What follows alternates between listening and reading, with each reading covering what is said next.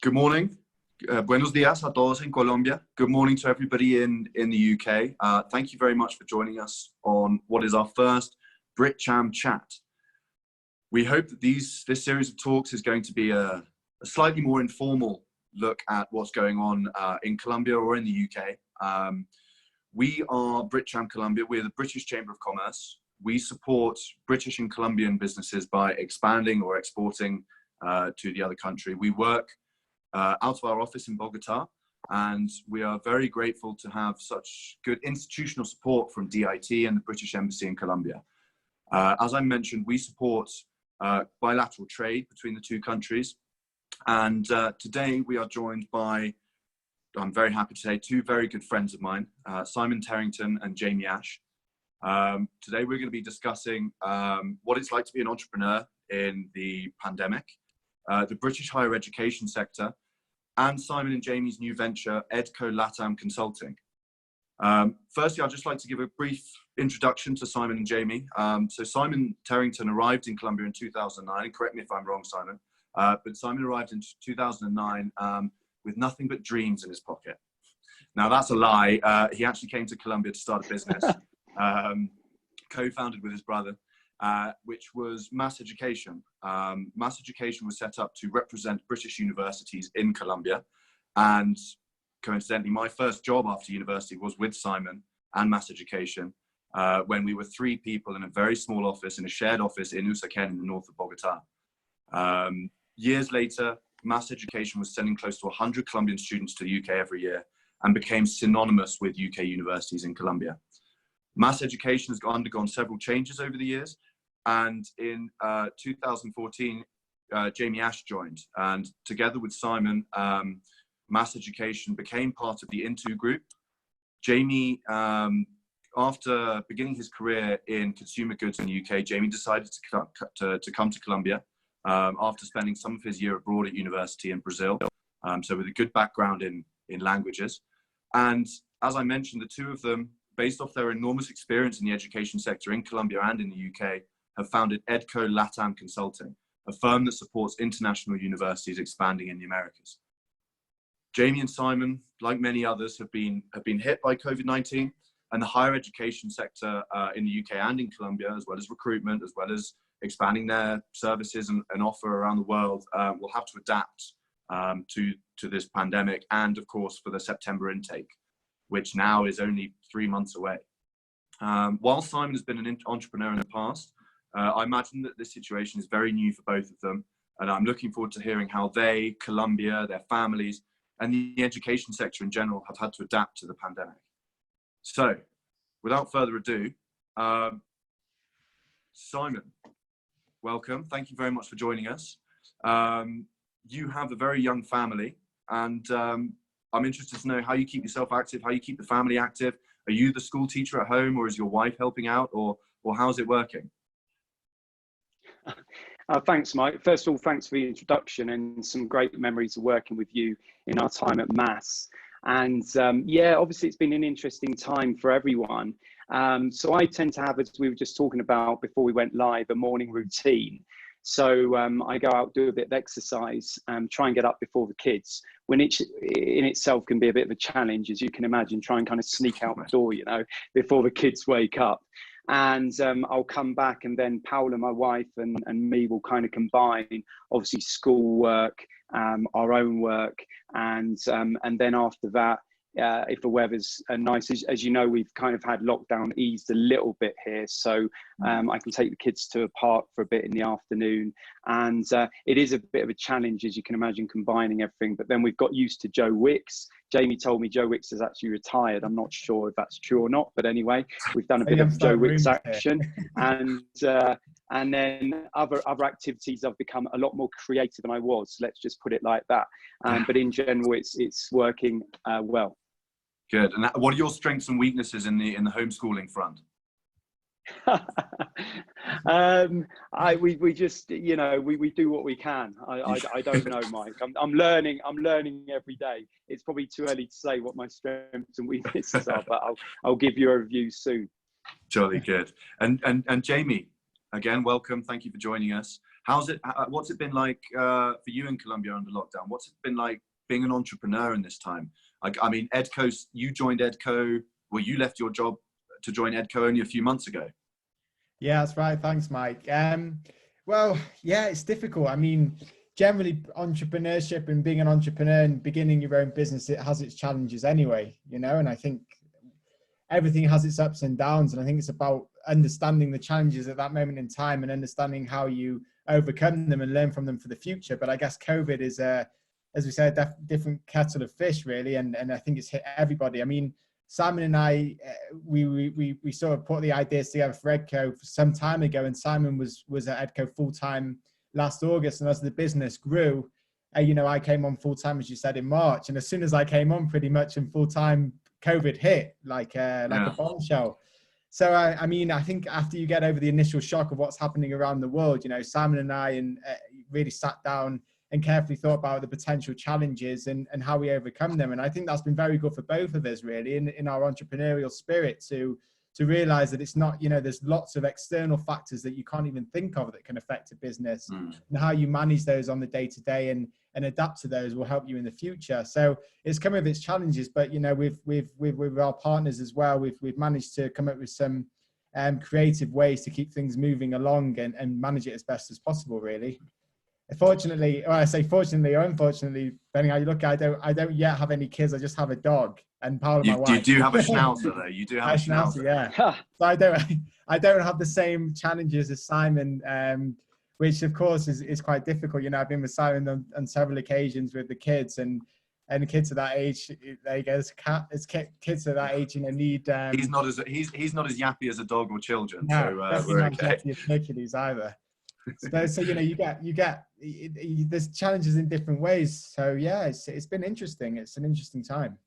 And you managed to adapt to your new job quickly, Jamie. I mean, you started in March and then you were straight under lockdown. But having worked with Simon in the past meant that, you know, the transition was easy and that communication was fluid straight off the bat, right? Yeah, that's the benefit, I think. Because, you know, I was always sort of in the background. Obviously I had another job and I was working another thing, but I was always in the background with Simon, and Simon and I have regular every day. Probably speak to Simon more than I speak to my wife, but don't tell her. But, you know, we have these conversations every day, and so I think our partners were well aware that I was coming on board. So it was a fluid. It worked well, and I think the communication was good, and yes, I think I've been in with EdCo now since March, and it seems like I've been working there forever. Really, I can't even remember previous times. Great. Yeah. And Simon, you arrived in Colombia in 2009, correct? 11 years ago. Correct. Yeah. So you had a background in higher education recruitment. Why did you decide to come to Colombia and open a business? I mean, that to most people in the UK might sound like complete madness. How daunting was that at first?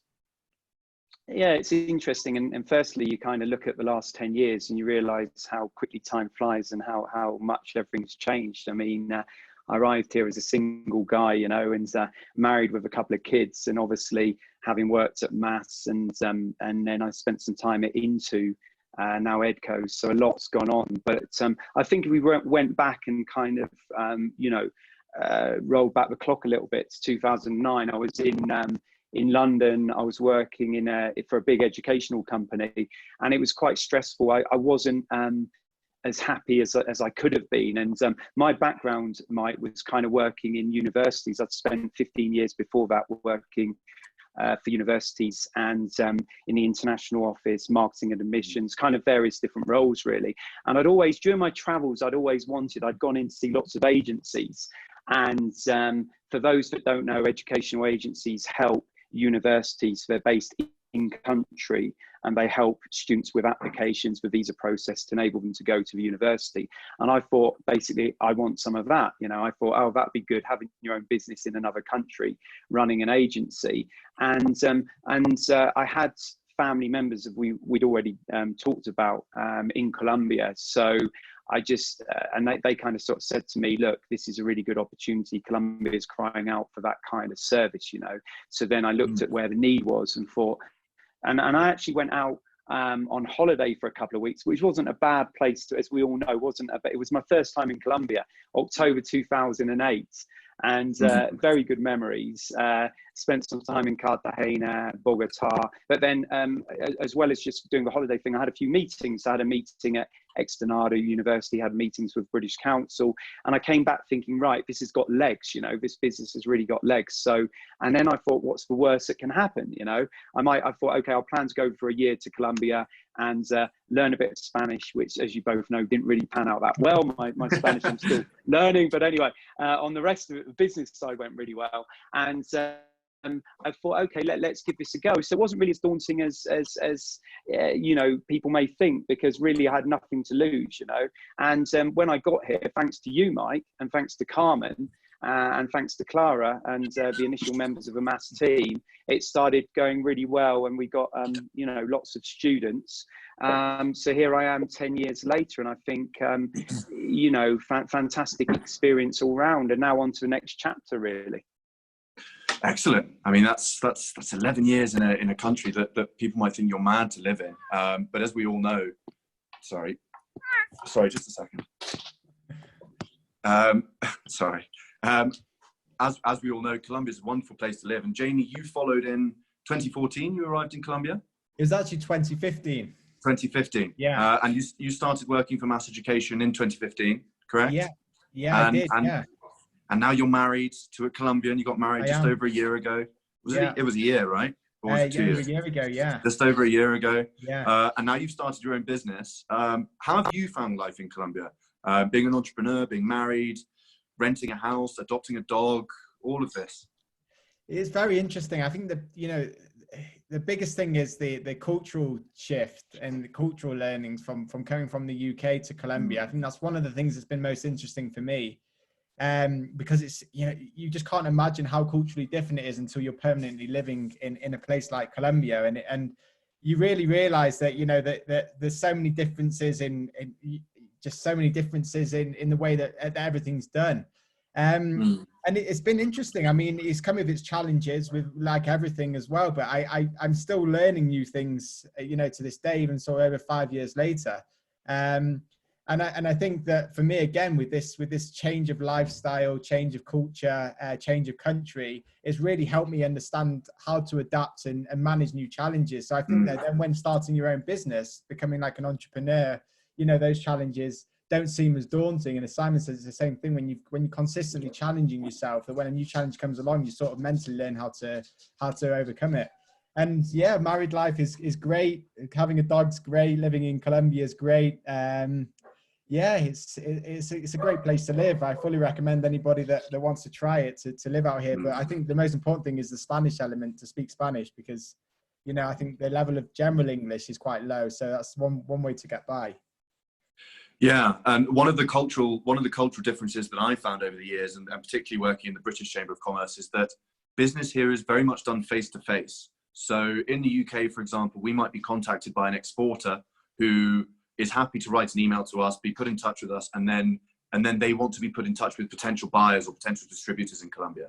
And in Colombia, that distributor or a Colombian exporter, they need to meet these people face to face, and those relationships are really important, which is where I think that potentially your guys' experience in MAS Education and going to these exhibitions and these fairs and meeting students one-to-one will put you in good stead, where opposed to if somebody were, like Simon did 11 years ago, if you were to come out and do it from zero with no knowledge on Colombia, no cultural sensitivity, then, you know, you might come a cropper in these sort of cultural differences. And as you mentioned, I mean, Spanish is very important, and the level of English, I think, is probably improving. You'll be better positioned, but I think the country is realizing that English is very, very important, and the government are really trying. But yeah, I'm sure you guys still go to fairs and meet students who ask if the master's degree is going to be in Spanish. Or yeah, of course, standard question. But it's interesting you say that, because I think that's why, you know, EdCo for us works so well, because being in region, not just Colombia but Latin America, because of course we manage the whole of Latin America. Just bear with me 1 second. Okay. Sorry, my dog's going a bit mad as well. you know, being in Latin America and being actually in region and being able to have these physical relationships and face to face and speaking the local language, it just goes so far. And I think that you just get so much more done when you have that relationship and those close networks. And that's the Latin culture. It's very much networking, as you say, face to face and building those relationships. Mm.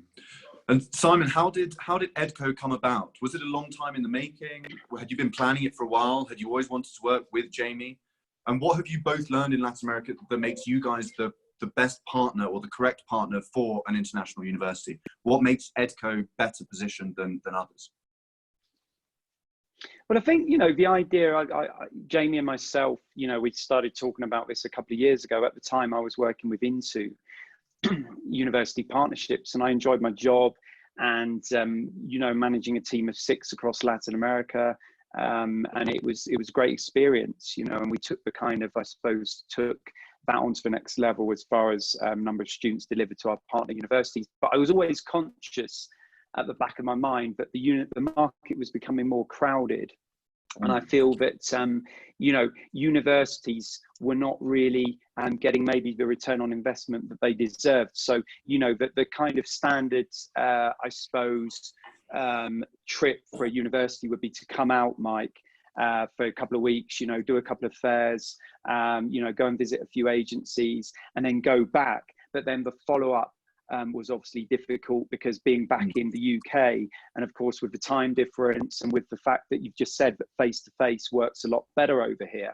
So what I thought was it would be great to kind of outsource, I suppose, the role of an international officer in the UK and have that kind of established locally and offer a personalized service. So what we try and do, and again, this was the plan really, what we try and do with all of our clients is look at a plan whereby obviously every university is different, and we work with an Australia University of Newcastle, a university in Australia, University of Newcastle, and we work with you know, a couple of universities in the UK, and every plan's different. But what we really say is you're getting a tailored plan, and we're going to look at what your objectives are, and we're going to look at how we help you achieve those objectives. So it might be, okay, we want to, you know, get X number of students from Latin America to our university. That can be done through lots of different recruitment channels, we call them. So, you know, building up the agent network, building up government sponsorships, looking at schools and colleges, looking at alumni. I mean, they're just a few of the kind of examples. There's a lot of work involved, but then that's we do. And I think so far so good. I think the universities we work with really appreciate the personalized service, and as Jamie said, you know, it's kind of experience as well, and it's understanding. If a university comes to speak to us, Mike, it's understanding, okay, what course portfolio do you have? What should we be doing to promote that course portfolio, and with which agencies and with which channels, and, you know, whereabouts is this university ranked, and do they have scholarships, for example? So we look at all of that and we put a really good plan together, and I think that's what we're obviously working on at the moment. It's interesting that you mentioned about, so you're the representatives of these. I mean, you know, your email addresses, and you are representing these universities, and that's exactly what we were saying about the sort of the cultural knowledge and the cultural sensitivity. That you can't pay for that. And, you know, an international officer from any university in the UK will have a massive market to be looking at, right? So they'll be traveling, they'll be in Colombia one week, then they'll go up to Mexico, then they'll be down to Brazil, and then they might have Southeast Asia as well. And what you guys, I imagine, offer is the cultural knowledge. You've got the contacts, you speak the language, you know how a feria work or an exhibition works in Colombia, you know you know what grades they need, you know what grades that means from that university, and that cultural knowledge is hugely important. Yeah, I think you're right, and I agree totally. And I think what we do is we kind of almost, you know, take a lot of the work away from. We work very closely with the universities, but we also have it's you know, we run, because we understand what we're doing, it's reasonably autonomous as well. But then what we do is with each of our clients, Mike, we have, you know, weekly meetings, bi-weekly meetings. We obviously have a plan that's, like I say, tailored to each university. We stick to that, and we have clear objectives, you know. And I think that that's how Jamie and myself want to run this. And it's up till now, it's working really well. Of course, COVID's hit us hard. But I do feel that 2021 will be in a strong position again, because there's no shortage of demand. I mean, honestly, as Jamie will tell you as well, we spend all week, you know, chatting to our representatives, our agencies, dealing with students, you know, working hard to stimulate interest, and students want to go from Latin America, you know. Well, that's the million-dollar question, Jamie.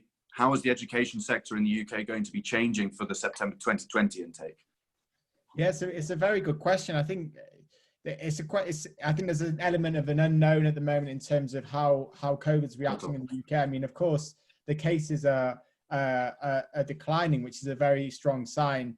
But I still feel that there's going to be a strong element of disruption. But I think the universities, and especially our clients, are really dealing with it very well. I mean, there's the element of blended learning. So I think what will basically happen, larger lecture theatres with larger amount of students will be done there virtually, given that there's a bigger increase of obviously COVID-related illnesses if there's more people, and the smaller sort of seminar lectures with smaller groups will be done face-to-face. So although not all of the lectures will be done face-to-face, the students will still have this element of campus learning and won't lose as much as we originally thought, which could have been everything is online, because the UK isn't, you know, in a good enough position to start accepting students.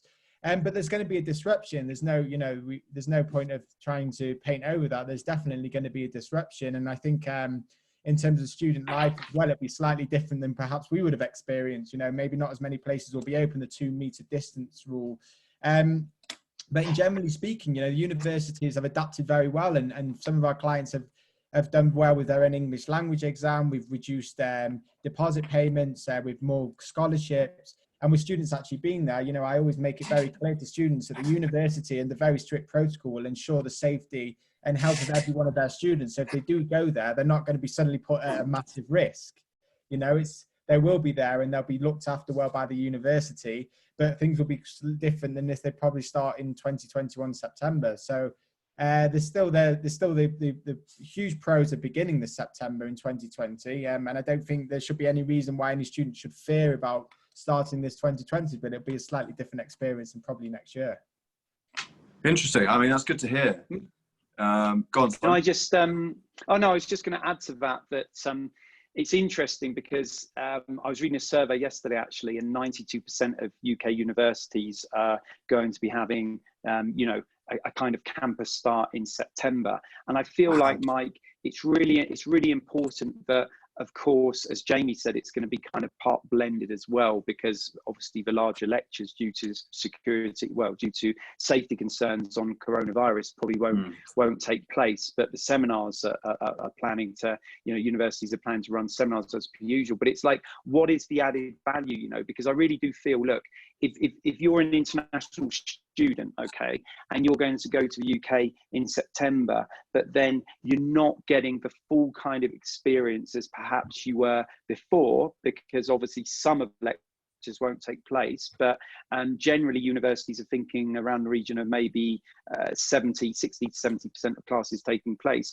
But, you know, we have a partner, for example, that's using, they've got what's called Employability Launchpad, and it's a number of kind of you know, virtual sessions, online seminars about how students can become more employable, what skills they can learn, so ready to go out into the working world. And I think it's the augmented kind of, call it augmented service in a way. So it's like, okay, you know, students are used to going into university and having those lectures, okay, and seminars, and in reality that hasn't changed since, you know, the 1960s, 1970s. But now universities have got to be a bit clever and think about, okay, how can we add value, and how can the students, because the students are paying lots of money, as we know, you know, so how will the students get the sort of quality and service they're expecting? I mean, to be honest, and when we talk about you know, online learning, it's not just a question of a Zoom with a PowerPoint presentation, you know, I mean, that won't cut it with students. So I feel that universities have made fantastic strides forward, and in a lot of cases as well, universities have moved some of their September starts to January starts, for offering January and September, which obviously helps for students. But I think it's really interesting times, and in a way, as Jamie kind of alluded to, this obviously coronavirus is bad, we wouldn't wish it upon anyone, but actually it gives us a chance, Mike, it gives universities a chance to like modernize what they're doing, you know, and what they're offering. and become more technological savvy and kind of move to the next level, you know. So yeah, that's really interesting, and a lot of sectors, a lot of industries have had to, so we've had to adapt, but it's also sort of accelerated our digitalization, if you like. So we've had to think more about doing online events and how we're communicating with our clients and stakeholders virtually. So it's sort of acted as a catalyst, and maybe the university model of presential courses is maybe something that'll change over the next 5-10 years, and maybe universities will offer a lot more virtual and online courses. But it's something that's affected everybody in different ways, but it's good to hear that as you said, 60-70% of classes will hopefully be presential, and 92% of universities are still looking to have a good intake in September, and you know, everybody's had to adapt, and education's no different. Going back to sort of Colombia and Latin America, what do you guys, in your years of experience, what do you think the biggest barriers regarding getting Latin American students to the UK or other international universities are? I mean, is it as simple to say the English language? Is it as simple to say money? What do you guys think that are the biggest barriers? Well, yeah, Latin America is I mean, the barriers are quite similar actually in most parts of Latin America, and of course Colombia, and I think one of the biggest restraints is of course finance. It's definitely one thing to note, and I think that there's a number of reasons. I think currency fluctuations in Colombia, it happens all the time against the pound, which is a very strong currency, makes it very difficult. And I can give you an example. My old days at Mass Education as director of the agency, when we had students that were ready to go, they could have been ready to go a month before, and then suddenly the currency changes, and actually they finally realized that, wow, I thought I had this amount of pounds, but I don't. And that to apply for a visa, for example, and go and study is horrific. And those cases have happened. So definitely a financial restraint in Latin America provides very difficult for students to actually fulfill their dream of studying. And I think this is where universities are starting to understand more and more that scholarships and financial discounts are very, very important to recruit from Latin America. And although it might cost a university more to perhaps recruit the student, they realize and are realizing and will realize, more and more as we're working more in the region, that the diversity and quality of the student from Latin America is phenomenal. And Latin American students are brilliant. If any are listening, they're fantastic students, really. They're so dedicated to their studies, so involved in the university, so willing to be part of societies and be alumni ambassadors afterwards. It's really fantastic. So there are difficulties financially, but I think more and more universities are coming accustomed to that and helping with scholarships, which we hope we can push more and more for the region in the future. English language comes up. I don't know what your view is, Simon. I think English language can sometimes be an issue with Latin American students, but actually, and you pointed out rightly so, Mike, that more and more English language is becoming better and better. Even over the past sort of 4 or 5 years, I've noticed that students are getting more involved in learning English within Colombia, for example, because more and more English institutions are opening up. And I think at their university institutions as well, they're tested on their English language. But I still feel that there's a lot of room for improvement with English language. But on the flip side of that, universities, again, adapting to the English language, offer pre-sessional courses beforehand. And some of our university partners are a little bit more flexible in the English language requirements and offer in-house English coaching whilst they're learning. So it's not just before, but actually whilst they're currently studying, which obviously improves their essay formats and the way that they listen and understand and interpret lectures. So there's lots of barriers, but I think the universities, can adapting to that and hopefully come up with solutions to overcome them. But what's your opinion, Simon, on English language? No, I agree. And I think even since I've been here, and I'm Mike, you've been here almost as long as me, but I feel that it's interesting because I always tell people there's a generation gap, really, because if you look at even my generation, really, or like the generation, above, English language wasn't widely spoken, in Colombia. And obviously, I think in the early 2000s, really, it goes back to that sort of time, the Colombian government made a big push to kind of prioritize English language. And, they sent teachers abroad, to learn English language. They had other kind of, initiatives that they were working on. And I really do feel there's obviously a lot more bilingual schools now, and proper bilingual schools, not just kind of bilingual kind of inverted commas, which weren't bilingual as appeared, you know, a few years ago. So I feel like Colombia's in a really strong position, I have to say, for English language now.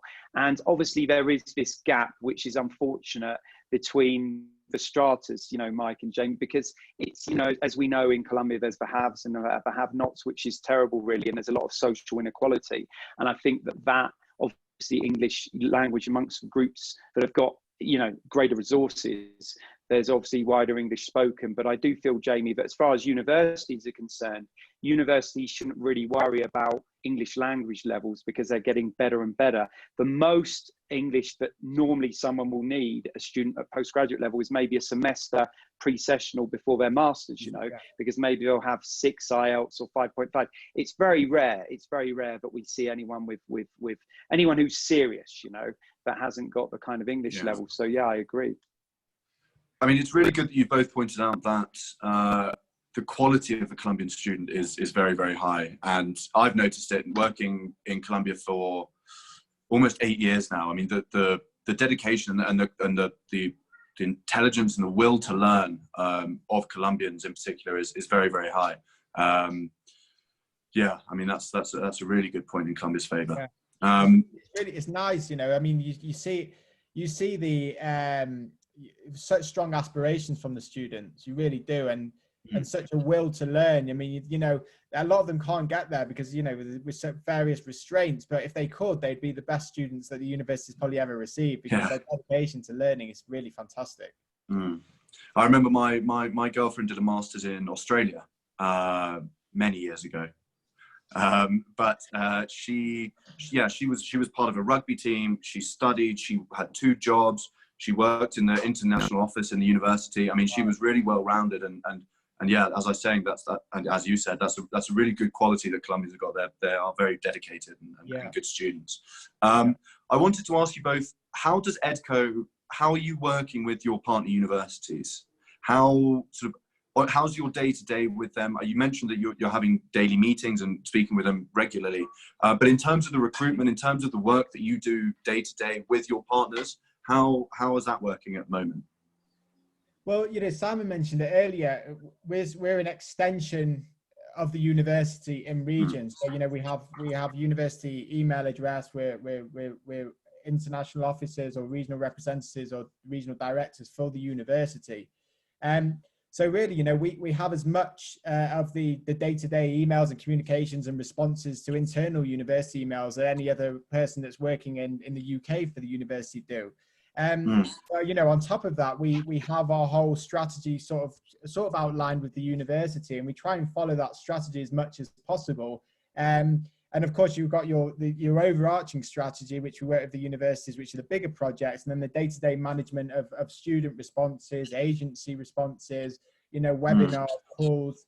And yeah, it's a very integrated service, really. And we offer this part of being this regional person of an extension of the university, and I think that's why it works very well, because we've got this cultural understanding and language in region, and we continue that as an extension of the university on a daily basis, really. And our main ethos is to keep very close relationships with our partners and work together. Collaboration is one thing that we at EdCo really value, and transparency, because it's very important to make sure that we're in consistent communication with our partners and updating them on changes and everything that's happening in the market. So it's as much as intel as we are doing the day-to-day job.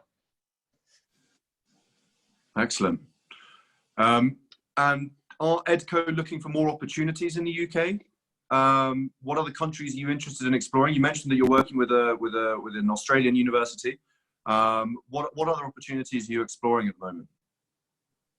Yeah, I mean, you know, one of our key things, and Simon can of course talk a little bit about this as well, is that we don't have conflicting partners. It's a really strong, unique selling point of EdCo and our ethos, because of course, if you want to really achieve something for one of our partners, we have to make sure that there's nothing that can conflict the recruitment of students for them, and partnerships and agreements in the region.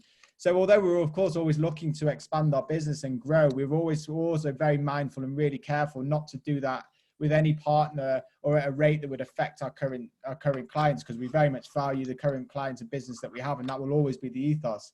But yeah, we're always looking to build a stronger networks and stronger portfolio of clients, if not from the UK, then definitely other countries in the world. And while English speaking universities, we're always very interested, but yeah, we just got to be very mindful of the current clients that we have, and not to have two strategies that are very similar, two universities that are very similar, because of course anything conflicting would affect student recruitment. Yeah, Mike, and just Jamie, and just to add to that, I mean, you know, Jamie's 100% right. I mean, look, existing clients have put their faith in us, you know, and that's so important to us, you know, and like I say, they have to be priority. But at the same time, what we're doing is we're looking at expanding our network and looking at kind of representing universities from other countries.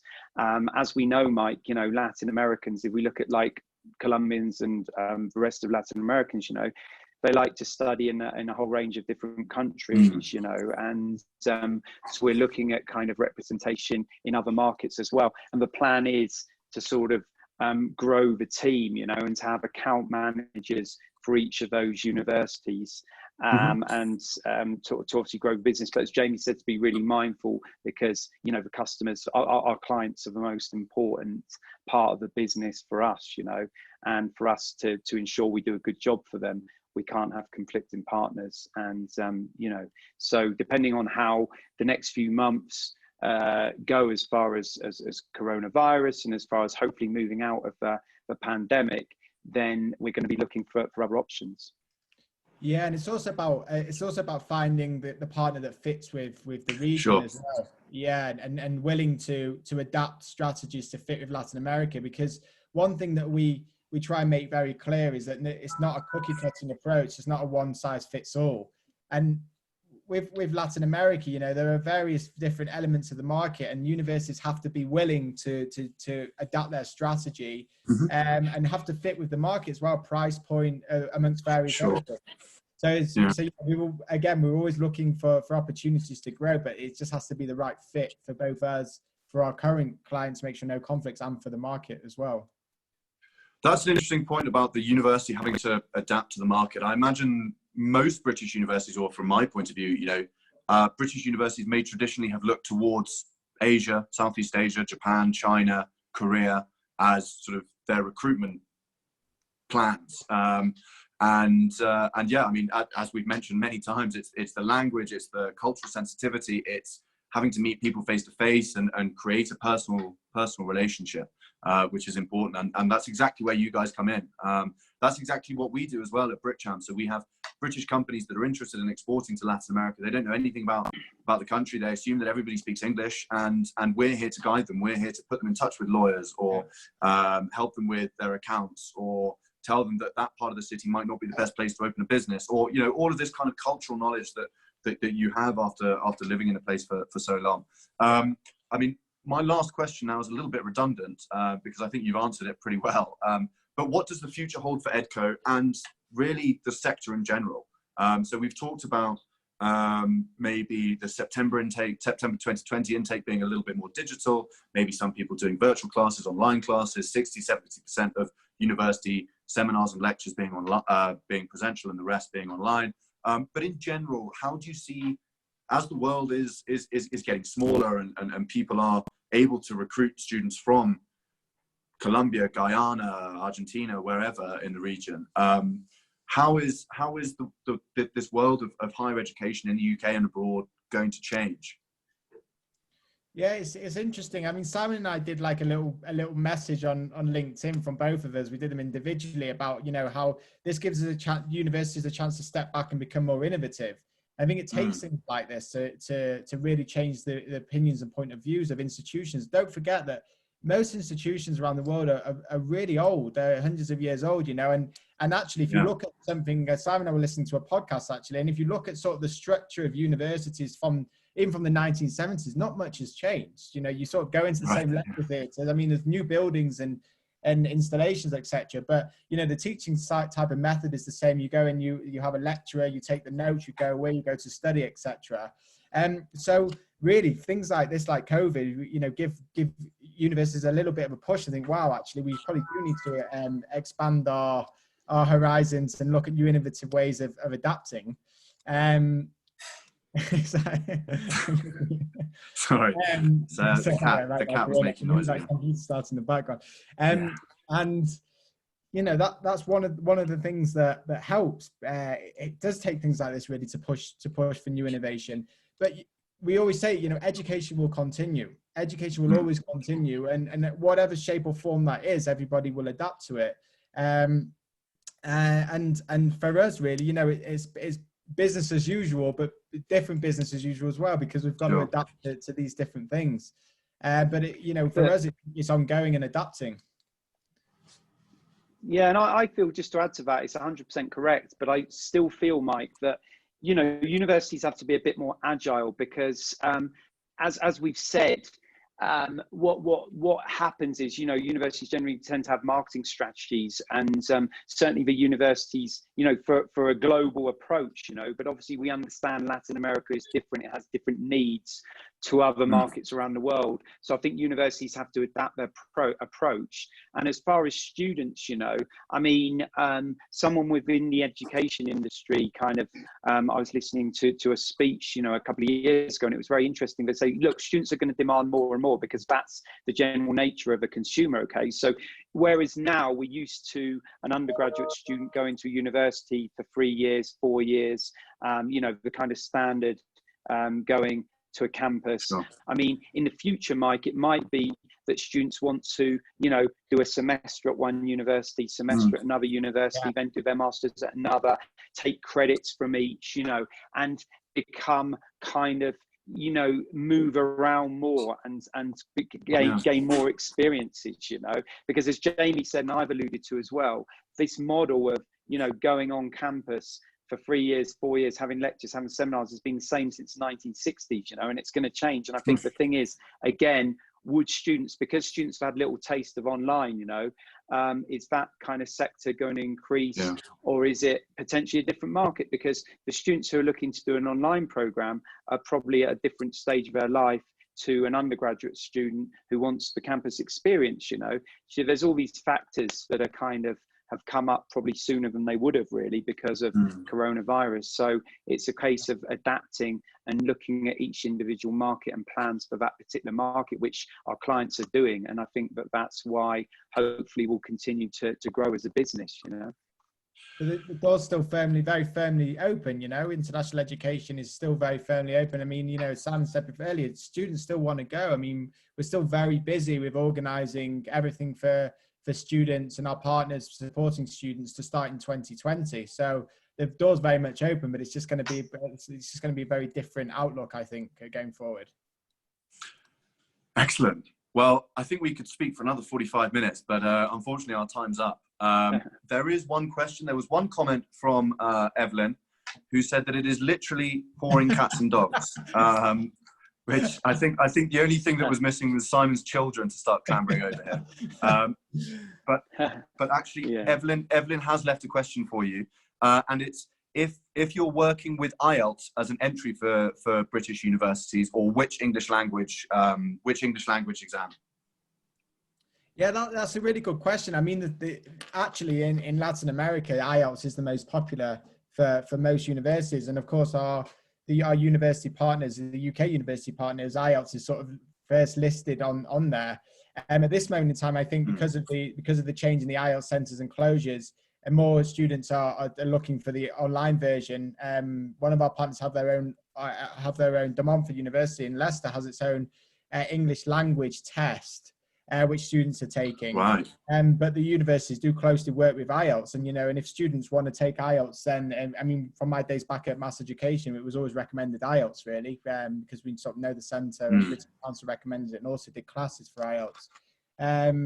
Simon, I don't know if you have anything to add for. No, I mean, most universities are becoming a bit more open as far as what English language qualifications they accept, to be honest, because obviously students can't physically go and take an IELTS test at the moment. So I think several companies took advantage of that. and the online part of the English language assessment has grown. I mean, there's companies like Duolingo, for example, that have come into this space, and other providers as well. So I think there's generally going to be more competition for IELTS, and it's going to be interesting to see what happens for next couple of years, really. Yeah. Really interesting that De Montfort are offering their own English course, English language exam. I mean, that's it's something that they've done for a while. And actually, Simon's a fully qualified examiner invigilator. English speaker. Examiner. Yeah. I hope so. Just no joking. But De Montfort have always done their own tests, and I think now, because students can take that online, but then when everything picks up again, either Simon or I will be able to deliver that test around the region as well, which again is another benefit for us being here, that we can get over to the countries and help students take the test, they get the results, and they're into the university, which is really, really beneficial. That's really great, guys. And again, thank you so much for participating and agreeing to chat with us in our first BritCham chats. We'll see if that catches on. But thank you very much. Jamie Ash and Simon Terrington are both available on LinkedIn, and they are creating content, they're doing a blog on the higher education sector and the universities that they're working with. EdCo LATAM Consulting's website is edcolatam.com. And I think Simon and Jamie are better placed than anybody in the region to be answering your higher education needs. So do look them up and send them a message on LinkedIn, which I think is probably the best way to get hold of you guys at the moment, right? Yeah, that's correct. And Mike, thanks for taking the time. It's been brilliant, and thanks to your team as well, because it's been great arranging this, and we really appreciated the opportunity to have this chat. And like I say, we're more than happy to help with any follow-up questions, so thanks ever so much. Thank you very much, Mike. Much appreciated. Well, thank you, Simon and Jamie, very much. Thank you, Carolina, from the BritCham team for helping organise the event, and thank you all for taking part. Thank you. Thanks, Mike. Cheers. Bye-bye. Bye. Take care. Bye. Bye-bye.